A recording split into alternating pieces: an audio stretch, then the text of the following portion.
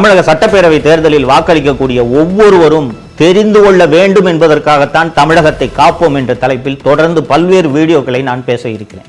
இந்த வீடியோக்கள் இந்த தேர்தலில் முக்கிய பங்காற்ற வேண்டும் என்றும் நான் விரும்புகிறேன். இந்த தேர்தல் எவ்வளவு முக்கியமானது என்று நான் கருதுகிறேன் என்றால், 5 ஆண்டு காலமாக திமுக என்ற விஷ கிருமி தமிழகத்தை ஆண்டு கொண்டிருக்கிறது.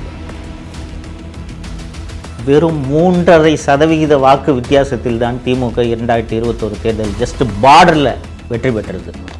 ஏனென்றால் கருணாநிதி குடும்பம், மு க ஸ்டாலின் குடும்பம், உதயநிதி குடும்பம் செய்யக்கூடிய அராஜகங்கள், அட்டூழியங்கள் தான் மக்கள் வெறுப்படைந்து திமுகவை மீண்டும் மீண்டும் பல்வேறு தேர்தல்களில் வீழ்த்துவதற்கு ஒரு முக்கியமான காரணம்.